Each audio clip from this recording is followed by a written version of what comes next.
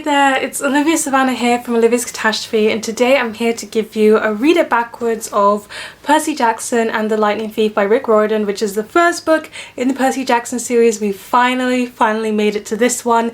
And if you don't know what Read It Backwards is a series I have on my channel where I read my favourite series backwards from the last book in the series all the way to the first book in the series, and I'm doing that to check out and test how much I really remember, if there's anything that's surprising, if there's good foreshadowing and things like that. So stay tuned if you're interested in hearing about Percy Jackson and the Lightning Thief. But before we get started, you should really know that this video includes spoilers.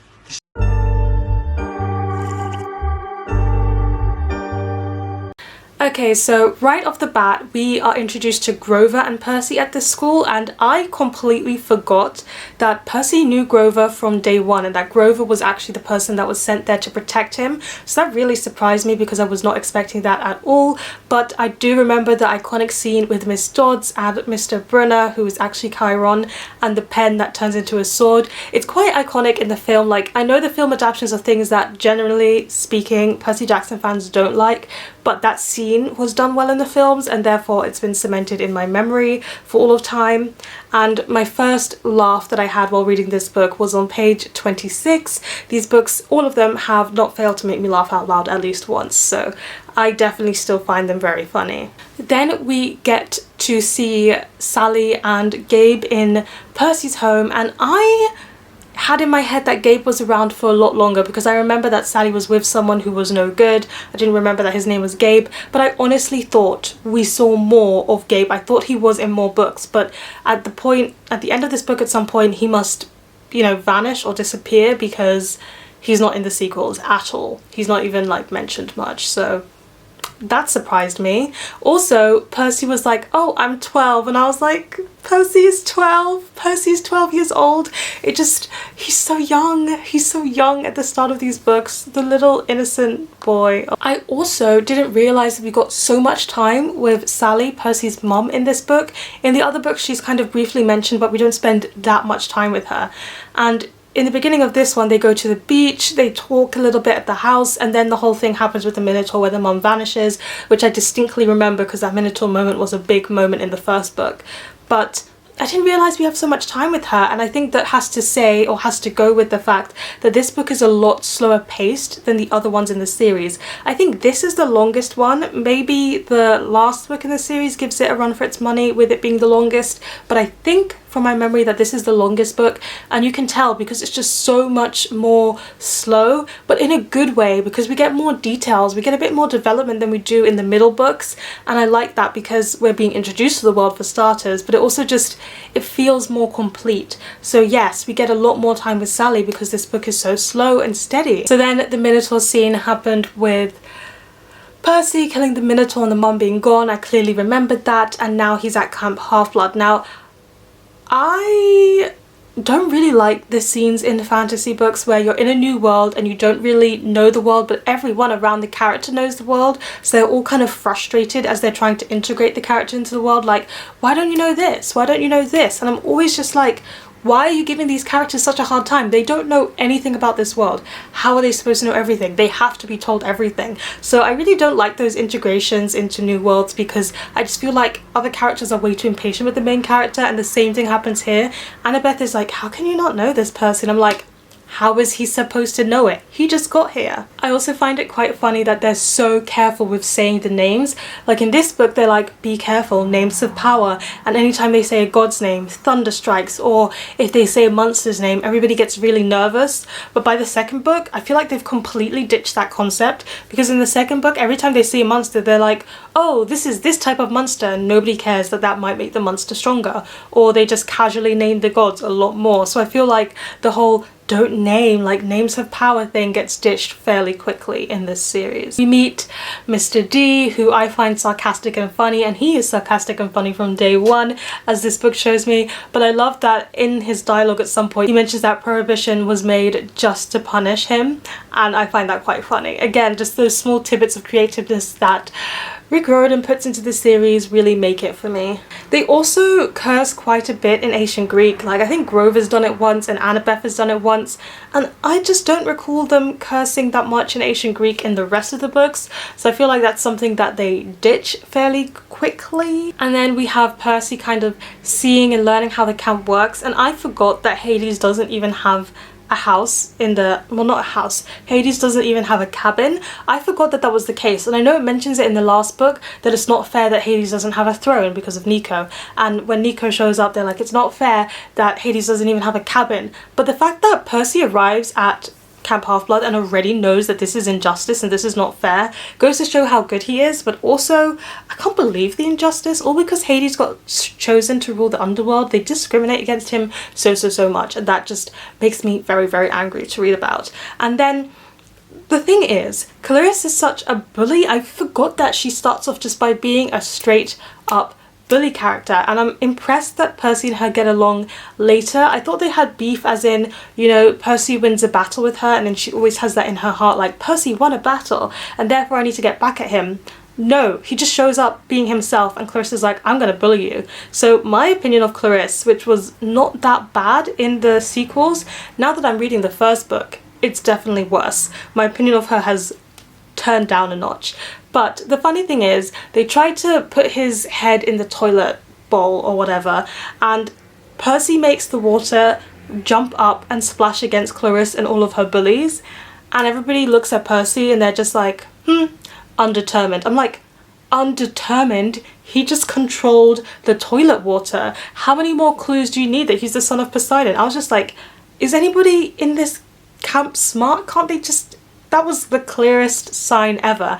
And Chiron, he's seen Percy do some magic stuff with water at the school as well, and they already suspect that he's one of the big three. So how many more clues do you want to have lined up to predict that he's the son of Poseidon? I don't really know. These people need to get smarter. So we get to meet Luke, and Percy guesses that Luke is 19, and I was like, that's 7 years older. And I didn't realize that Luke was so much older than them in the series. I was assuming, like, I know that in Annabeth's flashbacks Luke is always the oldest one of the group of Luke, Thalia and Annabeth, but I didn't realize he was so much older. So I'm just trying to imagine those fights with Percy when he's 16. Luke must be in his early 20s, so I don't know, it just puts things of the later books into perspective because they don't mention Luke's age after that much at all, so I was just a bit surprised that he was so old.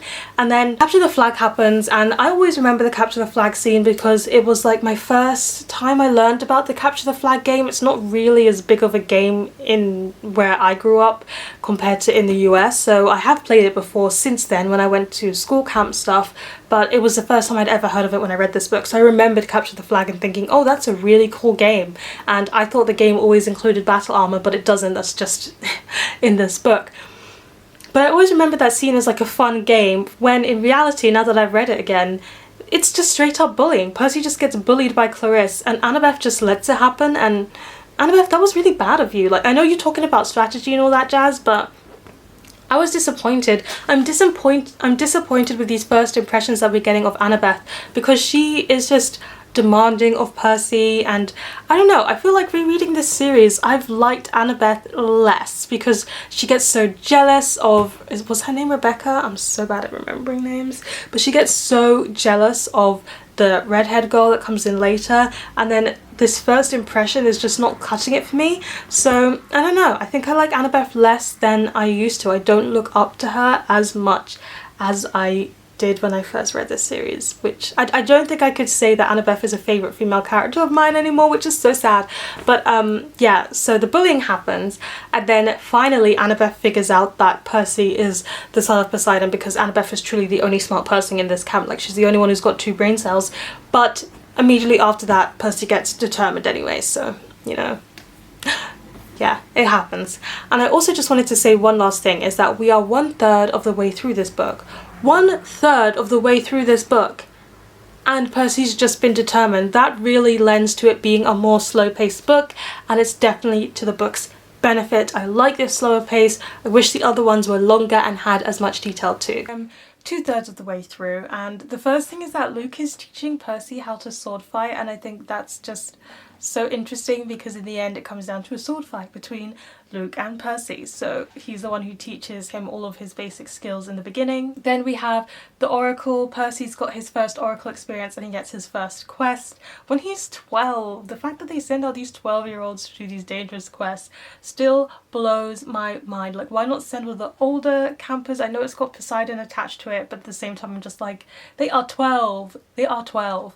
And I quite like the Oracle. I feel like in the later books I'm just frustrated because there's a quest that Percy doesn't know about and everybody's like, oh, everybody else knows about it but he doesn't, even though it's about him, which frustrated me, and I kind of blamed that on the Oracle. But I quite like the Oracle in this one. I thought it was a quite fun experience. Also, Chiron reveals that he strongly suspected that Percy was the son of Poseidon but wasn't saying anything, so I guess not everybody in this camp is not smart. Chiron and Annabeth have smarts at the very least. When Annabeth is going on the quest with him and it's decided that Annabeth is going with him, she calls him Seaweed Brain for the first time, and it's the cutest thing ever. In fact, their friendship and how it forms gradually over the course of the quest is actually very, very cute because they don't get along so well, or Annabeth is just not letting them get along because Athena and Poseidon don't get along, and then Percy's like, can't we just be friends just a little bit? And they start opening up to each other and it's the sweetest thing to see unfold. Especially knowing how they end up in a relationship later. So it's a cute friendship. It just made me laugh so much because Grover can only play 2 songs on his reed pipe things in this book, and one of them is Hilary Duff's So Yesterday, and I remember when that song was so big. I think I still have it on my iTunes or something, but oh, the memories. I know that all of the kids have different relationships with their parents, and that's definitely a big theme in this novel because of their Greek parentage and sometimes with their normal parents as well, or I should say human parents as well. But I didn't realise that Percy's relationship with Poseidon was such a big thing in this book, and also Annabeth's relationship with the father. I feel like later on in the books Annabeth and Percy kind of have their relationship with their parental figures figured out, so we're seeing that complication in the other characters, in Luke, in other people, but here it's really focused on Annabeth and Percy's relationships to their parents, and I like seeing that as a focus, and I completely forgot that that was such a key focus here. And Annabeth has a crush on Luke, like she definitely does, and I forgot about that because in the later books whenever Annabeth and Luke talk about their connection, Annabeth's always talking about how she was such good friends with Luke, and you don't really see that friendship in the part at the beginning where they're in Camp Half-Blood because Luke's kind of 19 and doing his own stuff and Annabeth is 12 and doing her own stuff, so I feel like that friendship, you don't really get to see it that much, but we're told about it over the course of the 5 books. But I forgot that she had a crush on him, even though he's like 19 and she's 12, but you know, yeah. I forgot the crush was definitely a thing, and I don't know, it changes my perspective a little bit on the books, but not that much because I know she gets over it fairly quickly and then she's crushing hard on Percy for quite a while. In this one it's mentioned that Grover and his kind can read emotions, and I feel like that's completely glossed over in the later books because I know that he gets the empathy link with Percy in the 2nd book, so then you know you don't really need to read his emotions, you've got the empathy link going. But in this one he's constantly reading Percy's emotions and inferring things about Percy from his emotions, and I don't know, I feel like that could be more of a thing in the later books as well. I feel like there are definitely some seeds that Rick Riordan planted in this book that were just pushed over when it came to the sequels, which is a bit of a shame. Grover mentions that Sally is with Gabe because of the fact that Gabe sent disguises Percy, and I completely forgot that that was the reason why Sally stuck around Gabe for so long. I was wondering why Sally would stick around such a loser, but now it makes sense because she was trying to protect him, which is sweet but also so sad that Sally had to experience the horrificness that is Gabe. I have the whole fight with Medusa, and I really liked that scene when I was young. I starkly remember it because I love the Medusa myth. I've always loved the Medusa myth. I think it's just such a fascinating concept, and the fact that it was like modernized but in this book made me very, very happy. I also quite like that scene in the film as well. I know, blasphemy, but I like the scene in the film, okay? I think it's very hard for me to not like things that include Medusa in it, frankly. Lol at Percy sending Medusa's head up to Olympus. I stan. I love Percy. I love him sassing the gods. There's a moment where Percy faces Echidna, the goddess of monsters, and I feel like that thing, it wasn't really a fight really, but I also really like that it wasn't really a fight because we all know that Percy's still very untrained. He wouldn't survive a fight, so I'm glad that they didn't, you know, make him a conqueror of all kinds of monsters straight from the get-go. Then Lord Ares showed up and he asked them to do something for him, which involved a trap and metallic spiders. And I clearly, distinctly remember this scene because Annabeth is screaming her head off. And like the child of Athena that I am also definitely afraid of spiders. I have severe arachnophobia. So I remember reading this when I was younger and just thinking, what a nightmare. I would have hated to be in that situation, just like Annabeth hated to be there.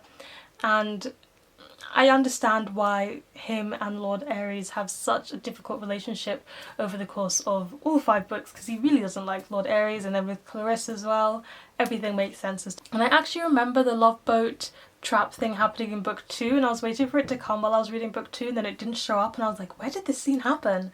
It actually happened in the first book. When they're talking about Hephaestus, I think that's how you pronounce it, I could be wrong, the disabled Greek god, there's a certain word that is used that starts with a C, and I know a lot of disabled folks don't like that word, and it keeps being used in this book, and I think that's where it shows a little bit of its age. So I just finished reading Percy Jackson Lightning Thief, and I'm here to tell you my end thoughts. So at one point Percy talks about his dreams, and it kind of suggests that Percy only has prophetic dreams because he's one of the big three's children, and so it's not that every demigod has these kind of dreams, but only really powerful demigods and sometimes gods can have these dreams. And I think that's something that the later books maybe forget, because I think it mentions other demigods have these dreams or something, and I'm like, no, it's only the big 3 according to this book. Also, they have their pit stop at the Lotus Hotel, which is something I clearly remember just because the concept of it was very cool. It's a bit too early for us to see Nico and Bianca there, but it was still nice to be there and to experience it. Then they went to the underworld, which is part of their quest, and I have to say the world building for the underworld section was so good. It was so on point, and it was creepy, and it was dark, and it was incredibly sad as well, and quite a bit unfair the way the underworld system works, but I really liked the detail in the world building. I thought it was fantastic. Also, I just wanted to quickly point out that this book has the best ADHD representation across the whole 5 books. So in this one, he mentions that yes, they've got dyslexia and they've got ADHD, and they explain the reasons why this affects demigods and such. But in this one, you see moments where he has the stray errant thoughts because his ADHD is just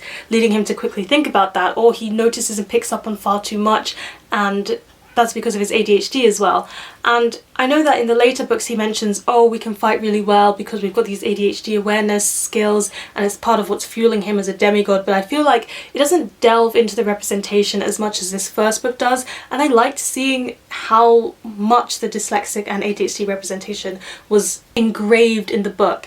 And I would say that for the dyslexic representation, it continues to be as present in the books in the later series, but the ADHD representation, I feel like this is definitely the book that does it the best in the series. Also, can I just say that this book actually has a smart plot? The whole betrayal thing and the layers to the plan and the strategy that is involved was actually very, very well done. I knew what the plot was going to turn out to be, but I feel like if I didn't know, I wouldn't have been able to piece it together, and how detailed the plot was made me think and understand that this is the best book in the Percy Jackson series. The first one is the best one. Reading it backwards, it took me a while to get here, but now I see, because of the fact that this one goes slower, it has a lot more details, it has a lot more character development, I feel, and it has one of those very unpredictable plots. So while they're still going on an adventure, it kind of all ties up in a way that feels synonymous and more meaningful than the random adventures that they go on in the later books. And it makes me realize that with going slower and adding all of these details, Rick Riordan really creates such a good story. And I think in the other books, what it suffers from is it takes out the slowness, it takes out the small details that he's been adding in this book, and it takes out some of the things that have been built up steadily, and instead it boils down the books to a formula.